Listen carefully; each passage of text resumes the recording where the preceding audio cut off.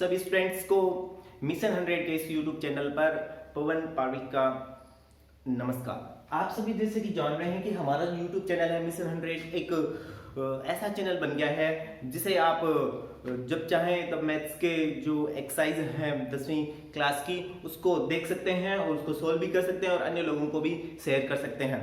तो चलिए हम स्टार्ट करते हैं हमारा आज का प्रोग्राम मिशन 100। हमने पीछे के वीडियोस में सीखा था 2.2 में अभाज्य गुणनखंड ज्ञात करना और उनसे एचसीएफ और एलसीएम ज्ञात करना। मैंने आपको जाते समय ये बताया था उस वीडियो के आखिर में कि आगे के वीडियो में हम सीखेंगे कि कैसे यदि जो सवाल है वो गणितीय लैंग्वेज में ना के हिंदी के लैंग्वेज में आ जाए तो हमें पता करना होता है एचसीएफ और एलसीएम ज्ञात होगा। प्रश्न में कहीं नहीं लिखा होगा कि एचसीएफ और एलसीएम है। तो अब तक हमने देखा कि क्वेश्चन में एलसीएम क्या होता था। मान लीजिए संख्या है हमारे पास में 12 और 45, तो एलसीएम का मान क्या देखा था हमने देखा था कि इन दोनों संख्याओं में जो बड़ी संख्या है, इन दोनों संख्याओं में जो बड़ी संख्या यानी 45 से भी बड़ा होगा। एचसीएफ क्या होगा कि यदि हम दो संख्याओं का एचसीएफ ज्ञात कर रहे हैं तो दो संख्याओं का एचसीएफ क्या होगा, जो संख्या सबसे बड़ी है उससे भी बड़ा एचसीएफ होगा। और एचसीएफ में हमने क्या देखा, मान लीजिए 12 और 36 का हमें एचसीएफ ज्ञात करना है, तो जो सबसे छोटी संख्या है तो छोटी संख्या से छोटा एचसीएफ होता है। बराबर की कंडीशन भी दोनों तरफ से लागू रहती है। मान लीजिए 12 और 45 कोई भी दो संख्या है तो उनसे जो बड़ी संख्या है उससे बराबर या उससे बड़ा होता है वो एलसीएम होता है, और दो संख्याएं हैं उससे छोटा और उससे बराबर होता है वो एचसीएफ होता है। ये आप विशेष ध्यान रखना जब भी हम क्वेश्चन को हल करेंगे जो लैंग्वेज के रूप में होगा, यानी उसमें 2-3 लाइनें लिखी होगी और हमें ये नहीं बताएगा कि एचसीएफ ज्ञात करना है या एलसीएम ज्ञात करना है। उसमें सबसे बड़ी हिंट हमें यही सहयोग करेगा कि 2 या 3 जो भी हमें संख्याएं दी हुई है तो हमें ये पता करना है कि उसका एचसीएफ या एलसीएम निकालना है। तो हम क्या करेंगे, उस क्वेश्चन में ढूंढ लेंगे कि इस क्वेश्चन का आंसर है वो इन दोनों संख्याओं या तीसरी संख्या से बड़ा आना है या छोटा आना है। यदि बड़ा आना है तो हम कहेंगे कि इस सवाल का हमें एलसीएम निकालना है, और छोटा आना है तब हम कहेंगे एचसीएफ निकालना है। वैसे कुछ और भी तरीके होते हैं, जैसे मान लो आपको कह दे कि एक साथ एक ही समय पर एक ही स्थान से, तो ये भी तरीका होता है जिससे हमें पता लगाते हैं कि इसमें एलसीएम ज्ञात करना है। तो चलिए हम स्टार्ट करते हैं सवाल को, बिना समय गवाए हमारा सवाल स्टार्ट करते हैं। 2.2 एक्सरसाइज का क्वेश्चन नंबर 4 हल कर रहे हैं हम। क्या क्वेश्चन है, किसी खेल के मैदान के वर्ताकार पथ पर एक चक्कर पूरा करने में रमन को 18 मिनट लगते हैं। मैं क्वेश्चन नहीं लिख रहा, मैं क्वेश्चन की लैंग्वेज है वो आपको बता रहा हूं। ये कह रहा है कि एक वर्ताकार खेल का मैदान है, इसमें रमन है वो दौड़ रहा है और इसको एक चक्कर पूरा करने में 18 मिनट लगते हैं। मान लीजिए रमन इस ए पॉइंट से स्टार्ट करता है, यहां से दौड़ना, और 18 मिनट में वो इस एक चक्कर को पूरा कर लेता है। ये कह रहा है एक और खिलाड़ी है जिसका नाम है अनुप्रिया, जो कि इस चक्कर को 12 मिनट में पूरा कर लेती है। दो खिलाड़ी हो गए, दो धावक हो गए। एक धावक 18 मिनट में इस मैदान का चक्कर पूरा करता है, अनुप्रिया जो धावक है वह 12 मिनट में इस मैदान का एक चक्कर पूरा कर लेती है। प्रश्न क्या है, प्रश्न कह रहा है कि मानो दोनों एक ही स्थान से एक ही समय पर चलना प्रारंभ करते हैं। हमने मान लिया कि ये दोनों यहीं से चलना स्टार्ट हुए हैं, ठीक है, और एक ही स्थान पर और एक ही समय, सुबह 8 बजे, सुबह 6 बजे, सुबह 5 बजे, दोनों का समय एक ही है और वो दौड़ना स्टार्ट होते हैं। प्रश्न क्या बनेगा, प्रश्न ये है कि कितने समय बाद में वो दोनों इसी बिंदु पर वापस मिलेंगे। तो इसमें कहीं नहीं लिखा कि एचसीएफ ज्ञात करना है, एलसीएम ज्ञात करना है। हमारी जो ट्रिक काम आएगी वो इन दोनों में से एक ट्रिक काम आएगी। अब आप ये सोचिए कि दोनों खिलाड़ी यदि मिलेंगे तो 18 मिनट के बाद ही मिलने हैं, क्योंकि 18 मिनट बाद में जो ज्यादा समय लगाता है 18 मिनट का, इस मिनट के बाद ही दोनों खिलाड़ियों का मिलन होना है, क्योंकि ये तो 12 मिनट बाद में इस पॉइंट से गुजर चुकी होगी और ये आएगा इस पॉइंट पर 18 मिनट में। यानी प्रश्न ये कह रहा है कि दोनों घूमते फिरते कितने मिनट बाद में इसी बिंदु पर मिलने हैं। तो ये यहां से स्टार्ट हुआ 18 मिनट वाला, 18 मिनट में ये आएगा, जबकि 18 मिनट वाला दोनों एक ही साथ स्टार्ट होते 12 मिनट वाला, वो तो चक्कर पूरा करके 12 मिनट में इस बिंदु से गुजर चुका होगा। कहने का मतलब है कि वो वापस इस स्थान पर कब मिलेंगे, इस 18 मिनट से ज्यादा समय पर मिलेंगे। और आपको बताया कि जो दो संख्याएं दी होती है, 3 संख्या दी होती है, यदि आंसर उससे बड़ा होता है, दोनों बड़ी संख्याओं से भी बड़ा आंसर होता है तो मैं एलसीएम ज्ञात करना, ये तो होगी पहली ट्रिक। और दूसरी मैंने आपको क्या बताई थी, यदि एक ही समय एक ही स्थान का बोले तो लगभग हमें एलसीएम ज्ञात करना होता है। तो इस क्वेश्चन में एलसीएम ज्ञात करेंगे। चलिए स्टूडेंट्स, इस सवाल में हमें एलसीएम ज्ञात करते हैं। तो चौथा क्वेश्चन है अपना 2.2 का 18 और 12 का एलसीएम ज्ञात करने पर। तो 18 का अभाज्य गुणनखंड करेंगे हम, 2 का भाग लगाएंगे 9, 3 का भाग लगाएंगे 3, 3 का भाग लगाएंगे 1, 12 का लगाएंगे 2 में 6 का, 2 में 3 का, 3 में 1 का। तो 18 का अभाज्य गुणनखंड क्या हुआ, 2 गुणा 3 गुणा 3, 3 की घात 2 भी बोल सकते हैं इसको। और 12 का क्या हुआ, 2 की घात 2 गुणा 3। एलसीएम क्या होगा, जो दो संख्याएं हैं दोनों गिननी है और उनकी भी अधिकतम घात गिननी है। यानी 2 की अधिकतम घात 2 है, 3 की अधिकतम घात 2 है, 2 की घात 2 होती है 4, 3 की घात 2 होती है 9, यानी 36। दोनों खिलाड़ी, दोनों धावक 36 मिनट बाद में वापस उसी स्थान पर मिलेंगे जहां से उन्होंने दौड़ना स्टार्ट किया था। इस सवाल का आंसर है 36 मिनट, अर्थात 36 मिनट बाद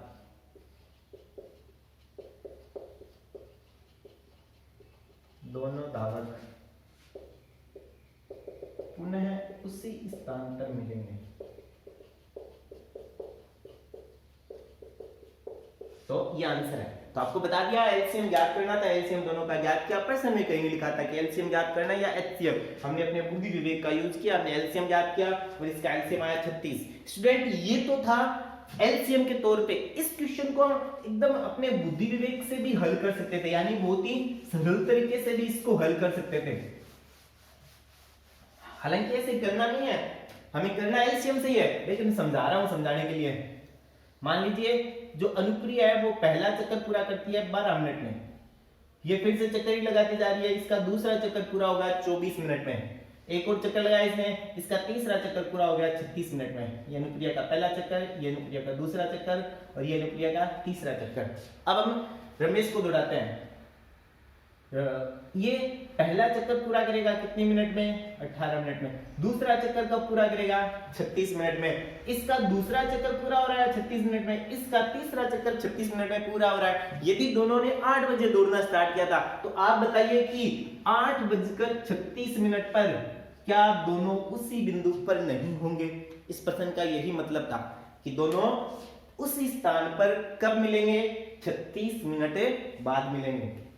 तो चलिए स्टूडेंट्स आगे वाला क्वेश्चन हल करते हैं हम। Question number 5।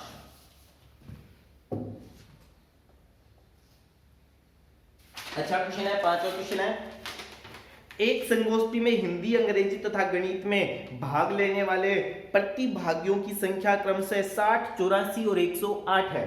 तो मैं लिखूंगा हिंदी के प्रतिभागियों की संख्या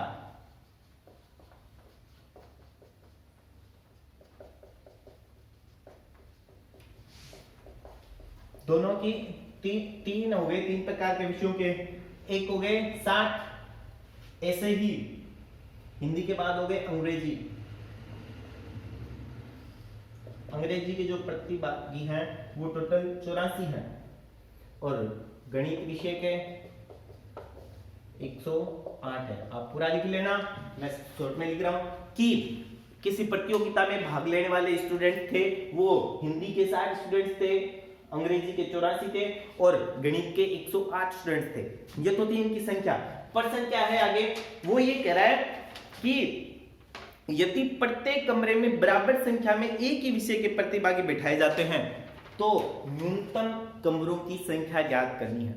हमें क्या कह रहा है, वो कह रहा है कि 60 में से, 84 में से और 108 में से ये टोटल जितने भी स्टूडेंट हो गए उनमें है ना एक ही कमरे में बराबर संख्या में बिठाए जाएंगे।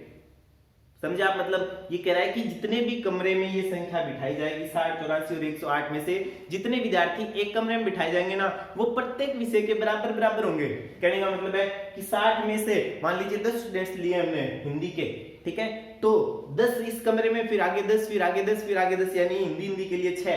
तो जो अंग्रेजी के विद्यार्थी हैं वो भी कितने होने चाहिए, वो भी 10-10 ही होने चाहिए, और ऐसे ही गणित के विद्यार्थी भी 10-10 होने चाहिए। तो इसमें तो वैसे 10 का भाग जाता नहीं है, 10.8 होते नहीं है, यानी ऐसी कोई संख्या होगी जो तीनों में भाग जाएगा।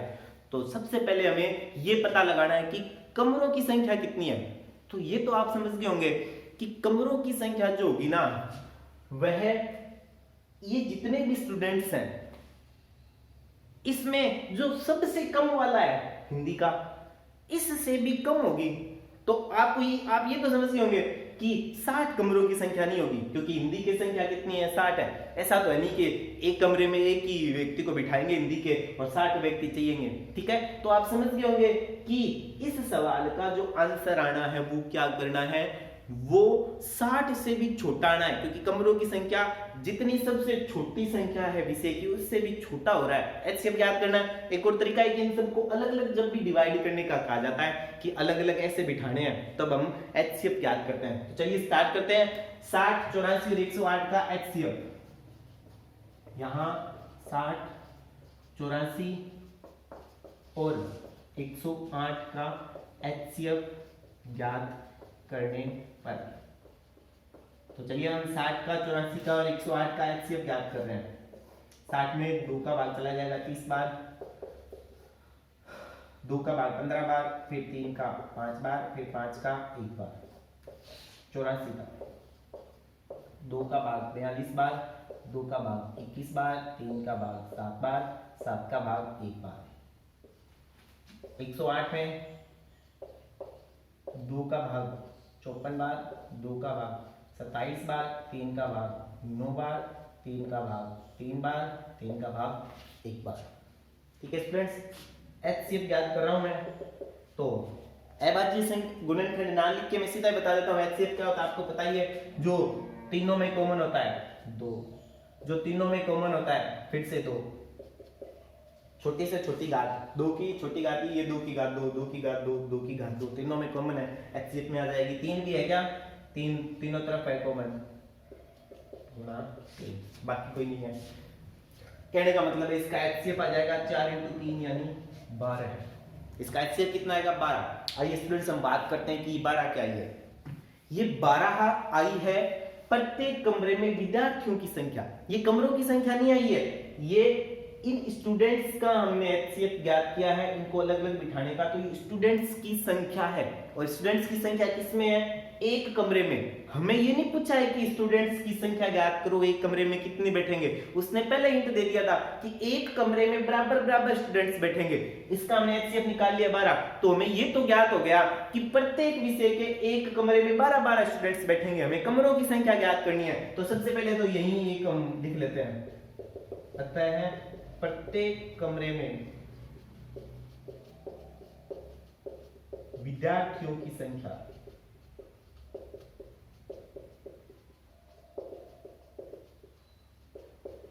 प्रत्येक कमरे में विद्यार्थियों कितनी आ गई संख्या, 12 है आ गई। अब हमें कमरों की संख्या ज्ञात करनी है। तो आप कहोगे कि सर कमरों की संख्या ज्ञात करनी तो आसानी है, कैसे ज्ञात करेंगे, टोटल जो विद्यार्थी हैं उनको जोड़ लें और प्रत्येक कमरे में जो विद्यार्थी बैठे हैं उनका भाग लगा दें। कुल विद्यार्थियों की संख्या जोड़ दो। किन किन को जोड़ेंगे हम, 60 को, 84 को और 108 को। तो जोड़िए स्टूडेंट्स, 60, 84 और 108 तो जोड़ेंगे हम। 60 और 84 कितने होते हैं, 4 और 8 होते 14, 144 होते हैं। 144 में 108 जोड़ देंगे यानी 252 होते हैं। टोटल विद्यार्थी कितने हैं, 52। उसमें से प्रत्येक कमरे में कितना बैठ रहा है, 12। तो आवश्यक न्यूनतम कमरों की संख्या आ जाएगी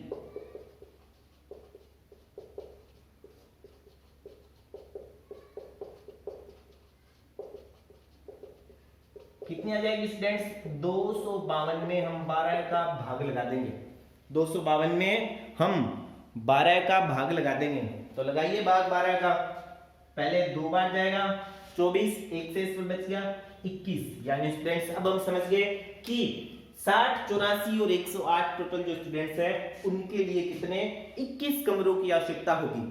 मान लीजिए यहाँ तो हमें पूछा था कमरों की संख्या, हमें ज्ञात कर दी कि कमरों की संख्या 21 है, कोई जरूरी नहीं है। पर्सन घुमाने वाला कैसे भी घुमा सकता है, पर्सन सेम का सेम यही है। और हमें ये कह दे कि इस क्वेश्चन में आप ये ज्ञात करो, आपको ये नहीं कहे कि न्यूनतम कमरों की संख्या कितनी होगी, आपको ये पूछ ले कि हिंदी के कमरों के लिए, हिंदी के बच्चों को बिठाने के लिए कितने कमरों की आवश्यकता है, तो अब आप दिमाग लगाओगे।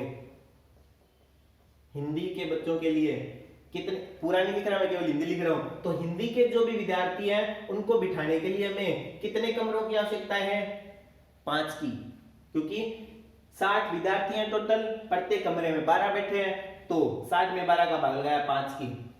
अंग्रेजी के लिए 84/12 यानी 7 विद्यार्थियों की, और गणित के लिए 108/12 यानी 9 विद्यार्थियों की। तो आप जोड़ दो, 9, 7 और 5 को जोड़ने पर 21 ही प्राप्त होते हैं। तो इस तरीके से हमारा आंसर सही है कि टोटल जो विद्यार्थी हैं वो 252 है, प्रत्येक कमरे में 12 बैठेगा, और न्यूनतम कमरों की जो संख्या होगी वो 21 होगी। इस तरीके से हमने इस क्वेश्चन को हल किया। तो ये अलग तरीके से भी पूछा जा सकता है। ऐसा ही आपका एक एग्जांपल और है सेना की टुकड़ी का, 618 और 64 जो सदस्य हैं उनको अलग अलग आर्मी बैंड में मार्च करवाना है, तो वो क्वेश्चन भी आप हल करके देखना, सेम ऐसा क्वेश्चन है। अब हम चलते हैं एक्सरसाइज 2.4 की ओर। स्टूडेंट्स 2.3 जो एक्सरसाइज है वो थोड़ी सी आपके लिए अलग सी होने वाली है, क्योंकि ऐसे क्वेश्चन आपने कभी किए नहीं है, तो वो अलग सी एक्सरसाइज है वो हम नेक्स्ट वीडियो में करेंगे। यानी हम क्रम को छोड़ के कर रहे हैं, हम पहले कर रहे हैं 2.4 एक्सरसाइज, ताकि जो सरल एक्सरसाइज है उनको आप एक जैसा समझ सको, और जो थोड़ी सी हटकर एक्सरसाइज है यदि वो आप समझोगे तो थोड़ा आपको अलग दिमाग चाहिए, इसी एक्सरसाइज के साथ में मैं वो करा दूंगा तो आपका मिक्स हो जाएगा, तो हो सकता है कि थोड़ा आपके कंफ्यूजन हो जाए। तो आपकी सरलता के लिए सबसे पहले मैं स्टार्ट कर रहा हूं 2.4। आइए स्टूडेंट्स हम सीखते हैं 2.4। इससे पहले मैं आपको बताता हूं कि आपने क्या सीखा है। 9th क्लास में सीखा है कि परिमेय संख्याएं होती है। परिमेय संख्याएं कौन सी होती है, जिनको हम P/Q के रूप में लिख सकते हैं, जहां पे Q का मान 0 नहीं होता, तो वो परिमेय संख्या होती है। जिस किसी संख्या को P/Q रूप में लिख सकते हैं वो एक परिमेय संख्या होती है, जहां Q is not equal to 0। तो परिमेय संख्या P/Q रूप में लिख सकते हैं वो होती है, हम 9th क्लास में पढ़ के आए हैं कि परिमेय संख्याओं के कितने प्रकार होते हैं। परिमेय संख्याओं के 2 प्रकार होते हैं, शांत और अशांत। यानी परिमेय संख्याओं का, क्योंकि ये संख्या बट्टे वाली है, मान लीजिए ये संख्या है 2/5, मान लीजिए ये संख्या है 2/7, तो ये बट्टे वाली संख्या है, तो इनका भाग लगाते हैं। जब भाग लगाएंगे तो दशमलव के कुछ अंकों बाद में भाग जाएगा, तो इसको हम बोलते हैं दशमलव प्रसार। यानी दशमलव के कुछ अंकों बाद में जो भी पॉइंट के बाद में संख्या आनी है उनको बोलते हैं दशमलव प्रसार। किसी भी परिमेय संख्या का दशमलव प्रसार 2 प्रकार का होता है, शांत और अशांत। 9th क्लास में हम सीख के आए हैं कि किसी भी संख्या का दशमलव प्रकार शांत और अशांत, हम जो 2 प्रकार है शांत और अशांत, वो कैसे चेक करते थे, हम भाग लगा के देखते थे। यदि भाग लगाते हैं हम और दशमलव के कुछ स्थानों के बाद में भाग पूरा चला जाता है तो उससे तो कहते हैं हम शांत परिमेय संख्या, और दशमलव के कुछ स्थानों के बाद में जो भाग है वह पूरा नहीं जाता है और कुछ स्थानों बाद में संख्याएं रिपीट होने लग जाती है, उसको बोलते हैं हम अशांत परिमेय संख्याएं। यानी दशमलव प्रकार 2 प्रकार का हो गया, शांत दशमलव प्रसार और अशांत दशमलव प्रसार। इसको आप ऐसे समझिए, मान लीजिए 1/2 है, जब हम 1 में 2 का भाग लगाते हैं तो ये तो क्या है हमारे पास में बड़ी संख्या 1, 2 और 1 है वो छोटी संख्या। ये मैंने आपको पहले सिखा रखा है कि जो अंश होता है वो भाग के अंदर आता है, तो 2 में 1 का भाग लगा रहे हैं हम, तो जाएगा नहीं, पहले दशमलव लगाना पड़ेगा, तो दशमलव लगाते 0 आ जाता है 10। अब चला जाएगा, कितनी बार चला जाएगा, 5 बार, भाग पूरा चला गया। यानी ये जो प्रकार है वो शांत दशमलव प्रकार हुआ, क्योंकि दशमलव के एक स्थान बाद में भाग चला गया। 1/4 भाग लगाए तो कितना आएगा 0.25, पॉइंट के बाद में 2 अंकों तक 1/8 भाग लगाएंगे तो 0.125, 1/16, ठीक है, 1/32। तो ये सारी दशमलव प्रसार हो गए, शांत प्रकार के होंगे, क्योंकि दशमलव के कुछ स्थानों बाद भाग पूरा पूरा चला जाता है। अशांत दशमलव प्रकार जैसे 1/3। अब ये भाग आप 1 में 3 का भाग जितनी बार दोगे उतनी बार 3 बार जाएगा, शेष पर 1 बचेगा। यानी इसमें दशमलव के एक अंक के बाद में संख्या की पुनरावृत्ति हो जाती है 0.3 की बार। इसको हमने अन्वसानी अनावर्ती भी पढ़ा था, और इसको हमने, वो हमारा शांत था ही। तो ये अन्वसानी आवर्ती प्रकार की थी, तो ये अन्वसानी आवर्ती थी, और जो अपरिमेय संख्या होती है वो अन्वसानी अनावर्ती होती है। इसी एक्सरसाइज में हम एक क्वेश्चन से समझेंगे। तो ये अन्वसानी आवर्ती प्रकार होगी कि दशमलव के कुछ अंकों बाद में रिपीट होने लग जाता है। ऐसी 1 में 7 का 1/7 जब हम भाग देंगे तो दशमलव के 5 अंकों बाद में या 6 अंकों बाद में संख्या रिपीट होने लग जाएगी, और वो की वो सेम रिपीट होती है। 2/3 है 0.666। तो अब आप समझ गए होंगे कि अशांत और शांत क्या होता है। ये तो हमने सीखा था 9th क्लास में भाग लगा के। 10वीं क्लास में हमें ये नहीं सीखना है कि भाग लगाकर पता करो कि संख्या शांत है या अशांत है। यहाँ हम थोड़े एडवांस तरीके से चलेंगे। हम विभाजन की प्रक्रिया है वो लंबी नहीं करनी है, यानी छोटी विभाजन प्रक्रिया से पता लगाना है कि संख्या शांत है या अशांत है। विभाजन की प्रक्रिया को बिना लंबा किए हुए बताना है। तो अब आप दिमाग लगाइए कि यदि हमें किसी संख्या में, ये एक संख्या है 1 9 8 7, इसमें हमें किसी का भाग लगाना है, चाहे कोई भी संख्या ले लो आप, एक संख्या भाग लगाए तो सबसे कम भाग हमें कौन सी संख्या का देना पड़ेगा। यानी ज्यादा दिमाग पर प्रेशर नहीं डालना पड़ेगा, आंसर भी पता चल जाए। अब आप कहोगे सर 2 नहीं, जब हम 2 का भाग लगाएंगे तो हमें दिमाग जरूर लगाना पड़ेगा। पहले 9 बार जाएगा, फिर 9 बार जाएगा, और फिर 3 बार जाएगा, फिर दशमलव के बाद भी जाएगा।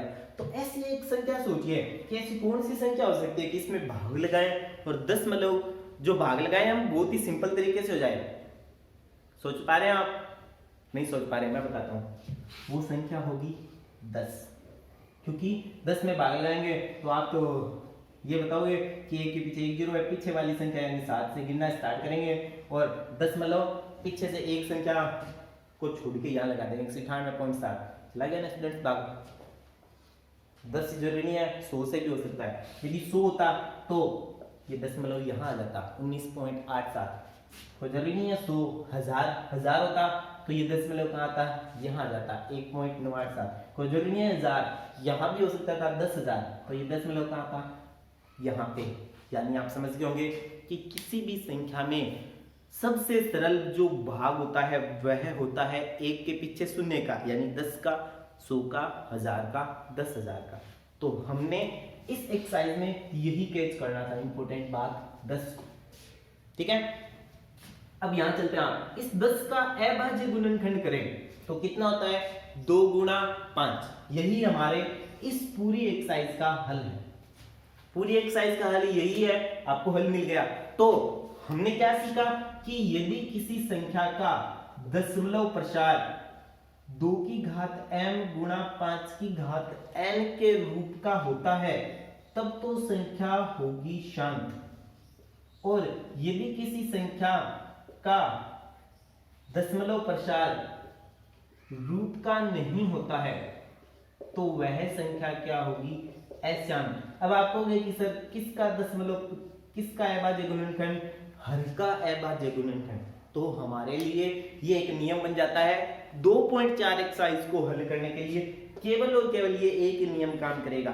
यदि किसी परिमेय संख्या के हर का अभाज्य गुणनखंड 2 गुणा 5 के रूप का होता है तब तो वह संख्या होगी शांत, और 2 गुणा 5 के रूप का नहीं होता है तो वह संख्या होगी अशांत। मैंने यहाँ पे 2 की घात m गुणा 5 की घात n इसलिए लिखा है ताकि आपको ध्यान रहे कि 2 और 5 की घातें भी हो सकती है। तो मैं नियम लिख देता हूं, यदि किसी परिमेय संख्या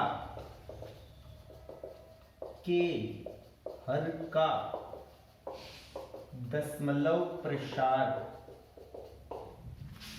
2 की घात m गुणा 5 की घात n के रूप का होता है तो वह परिमेय संख्या शांत होती है। ठीक है, और 2 की घात n गुणा 5 की घात n के रूप का नहीं होता है, तो संख्या कैसी होगी? अशांत। तो संख्या कैसी हो जाएगी? अशांत हो जाएगी।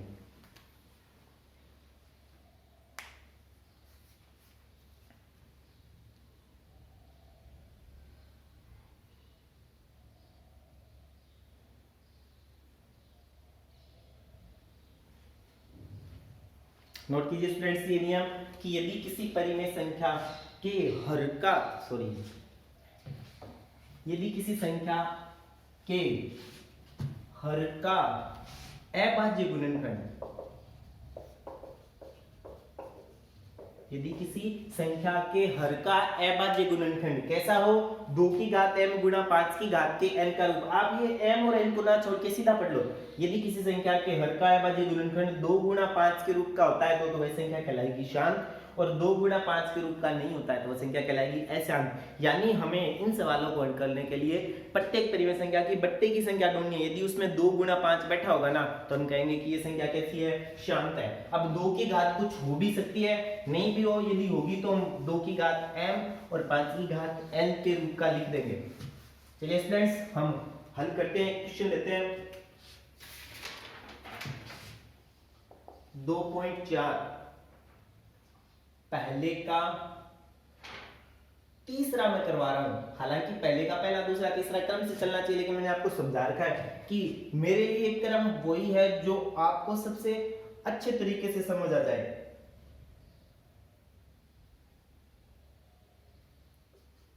ये एक संख्या है 23/2 की घात 3 गुणा 5 की घात 2। अच्छा क्वेश्चन क्या था? क्वेश्चन यही है, इसमें टोटल 7 क्वेश्चन दिए हुए, उसमें से क्वेश्चन है ऊपर ऊपर लिखा हुआ है, नीचे इसके पार्ट लिखे हुए। क्वेश्चन है लंबी विभाजन प्रक्रिया का न उपयोग करते हुए बताइए कि निम्नलिखित परिमेय संख्याओं के दशमलव प्रसार शांत या अशांत आवर्ती हैं। ठीक है, यानी हमें केवल इतना ही बताना है कि ये संख्या शांत है या अशांत है, हमें इसका दशमलव प्रसार नहीं करना है, हमें केवल इतना ही बताना है कि ये संख्या शांत है या अशांत है। और एक और खास बात ये कह रहा है कि हमें विभाजन की लंबी प्रक्रिया नहीं बतानी है। तो स्टूडेंट्स हमारा नियम क्या कहता था कि यदि किसी संख्या का हर, यानी यहाँ पे हर कौन है जो बट्टे में बैठा है? 2 की घात 3 गुणा 5 की घात 2, ये हर है।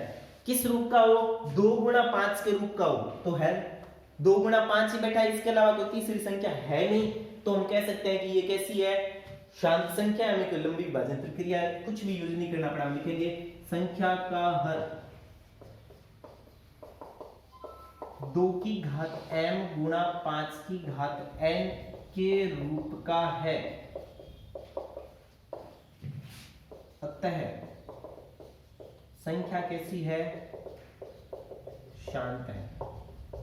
ठीक है, हमें तो दशमलव प्रसार तो ढूंढना नहीं था, हमें केवल चेक करना था कि ये संख्या शांत है या अशांत है। तो हमने देखते बताया कि यहाँ पे 2 गुणा 5 आ रहा है, तो ये संख्या कैसी होगी? शांत होगी। बस 2 की घात m गुणा 5 की घात n के रूप का है, ये लिखना है। ये पहला क्वेश्चन हो गया हमारा। तीसरा था वैसे पहले का तीसरा। क्या ऐसा भी कोई क्वेश्चन और है? बिल्कुल है, पांचवा 129 बटा 2 की घात 2 गुणा 5 की घात 7 गुणा 7 की घात 5। स्टूडेंट्स इसको चेक कीजिए और बताइए, मन में विचार कीजिए, क्या ये एक शांत संख्या है या यह एक अशांत संख्या है? लगाइए अपना दिमाग। स्टूडेंट्स यह एक अशांत संख्या होगी। कारण क्या है? ये इसका कारण है, संख्या का हर 2 की घात m गुणा 5 की घात n के रूप का नहीं है, पता है यह अशांत संख्या है, या फिर इसका प्रसार दशमलव अशांत प्रकार का है। इसका प्रसार, इसका जो दशमलव प्रसार है वो अशांत आवर्ती है।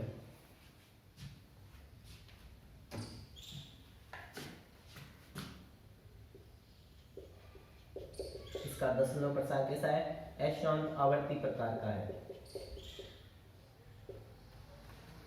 चलिए फ्रेंड्स, तो अब आप आसानी से समझ गए होंगे कि मैं क्या समझाना चाह रहा था कि यदि किसी परिमेय संख्या के हर में बट्टे में 2 गुणा 5 होता है तो वह संख्या शांत होती है, अन्यथा अशांत होती है। तो ये तो दो सीधे सीधे क्वेश्चन थे। क्या इन क्वेश्चन को घुमा के भी दे सकता है? बिल्कुल दे सकता है। कैसे, आइए चेक करते हैं। हम करते हैं क्वेश्चन नंबर 4। हमें दिया हुआ है 17/6 और हमें चेक करना है क्या यह एक शांत संख्या है। आइए चेक करते हैं।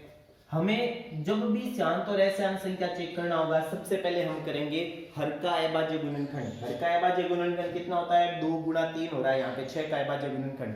और यहाँ जो बट्टे में 3 संख्या दी है ऊपर 17 से काट भी नहीं रही है। मान लो कि ऐसी कोई संख्या है जिसका हर 2 गुणा 5 का रूप का नहीं हो रहा और ये 3 इससे कट जाता, तब तो ये 10 प्रसाद शांत हो जाता। यहाँ ये 3 और 17 आपस में कट नहीं रहे। हम लिखेंगे संख्या का हर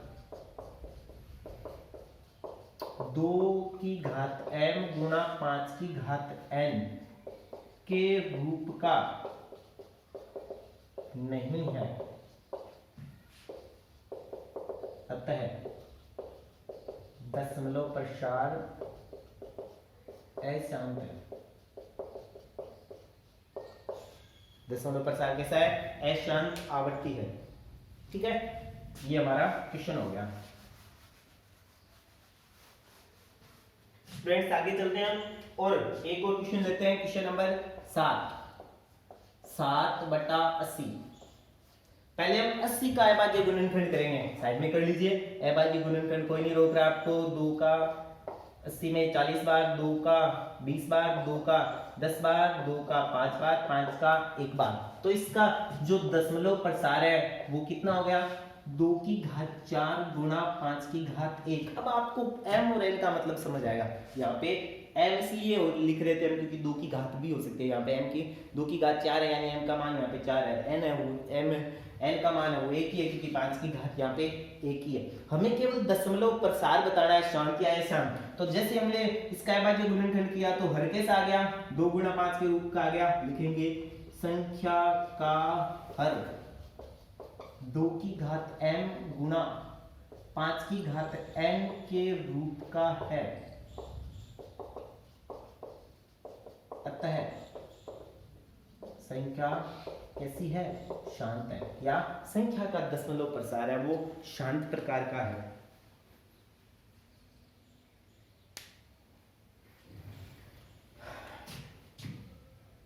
चलिए लगे हाथ हम आगे क्वेश्चन और कर लेते हैं। स्टूडेंट्स जो एक्सरसाइज है ये 2.4 बेहद सरल सी एक्सरसाइज है। केवल आपको इतना चेक करना है कि इसका जो हर है वो 2 गुणा 5 के रूप का है या नहीं है। अब मैं पहला करवा रहा हूं 15/1600।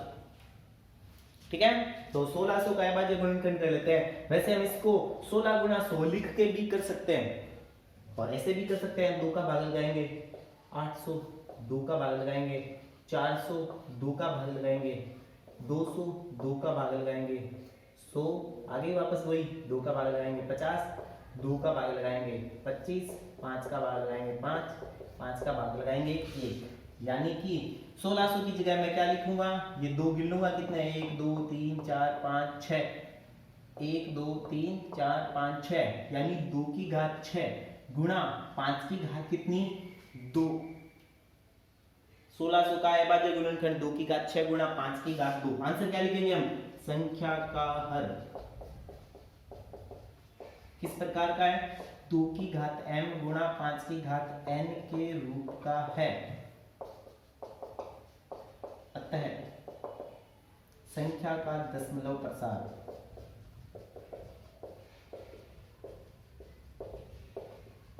कैसा होगा? शांत होगा। इसका आंसर हो जाएगा फ्रेंड्स, संख्या का दशमलव प्रसार कैसा हो जाएगा? शांत हो जाएगा। तो अब आप समझ रहे होंगे कि सभी संख्याओं के बट्टे में 2 और 5 आता ही है, तब हम शांत कहेंगे। लेकिन परंतु बट कई प्रकार क्वेश्चन को कई बार घुमा भी देते हैं। कैसे समझते हैं एग्जांपल से।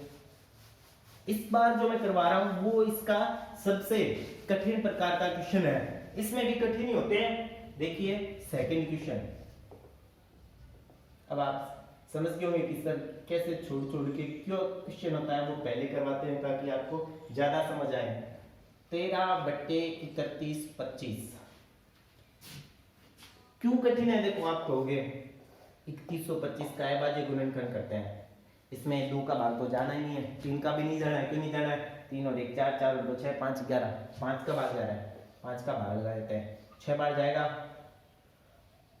कितना बच गया 2, फिर कितनी बार जाएगा, एक बार, एक बच गया, 5 6 बार चला गया, 12 हो गए तो 2 बार, फिर 5 बार, 625, फिर 5 का देना है 125, फिर 5 का देना है 25, फिर 5 का देना है 5, फिर 5 का देना है 1, कितने प्राप्त हो गए हमें 5 की घात 5। अब आप कहेंगे कि सर इसमें हर में क्या नहीं आ रहा है, 2 गुणा 5 नहीं आ रहा है, केवल 5 ही 5 आ रहा है, तो यह अशांत है। यही सबसे ज्यादा कंफ्यूजन होता है, सबसे ज्यादा गलत इसी प्रकार के क्वेश्चन हो जाते हैं और पूछते भी ऐसे ही हैं जो कि ये पता करते हैं कि स्टूडेंट्स का ज्ञान कितना गहरा है, उन्होंने चीजों को रटा नहीं है, समझा कितना है। तो समझिएगा स्टूडेंट्स, यह एक शांत दशमलव प्रकार है। क्यों प्रकार है, क्योंकि इसके हर में केवल 5 आ रहा है। यदि केवल 5 या केवल 2 आ जाए तो जिस की कमी है उसका हम ऊपर नीचे गुणा भी कर सकते हैं, ठीक है। तो स्टूडेंट्स यहां पे हम ऊपर और नीचे किसका गुणा कर सकते हैं, 2 का, क्योंकि हमें चाहिए 2, बट्टे में क्या होना चाहिए 2 होना चाहिए। और इसका जब हम सेकंड क्वेश्चन करेंगे यानी दशमलव प्रसार पता करेंगे, तब हम पता करेंगे कि जो ऊपर नीचे हम गुणा करते हैं ना वो उन्हीं घातों से करते हैं जितनी 5 की घात है। 5 की घात 5 है तो हम 2 की घात 5 से करेंगे। अभी तो हम इसको केवल 2 से गुणा कर रहे हैं, आप इसको 2 की घात 0 से भी गुणा कर सकते हो, यहाँ पे आप 2 की घात 0 भी लिख सकते हो, ठीक है, क्योंकि 2 की घात 0 1 होती है। प्रत्येक संख्या के बट्टे में 2 की घात 0 मौजूद ही रहती है, 5 की घात 0 मौजूद ही रहती है, ठीक है ना। तो 2 की घात 0 इसलिए नहीं लिख रहा हूं मैं सीधा ही लिखूंगा, 2 का ऊपर नीचे गुणा कर देंगे तो ऊपर हो जाएगा 26 और बट्टे में तो 5 की घात 5 गुणा 2 हो गया। हम कहेंगे संख्या का हर 5 किस रूप का है, 2 की घात n गुणा 5 के घात n के रूप का है,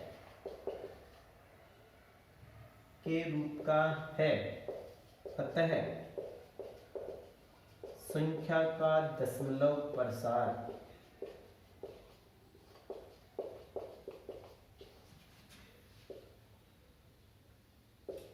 शांत है।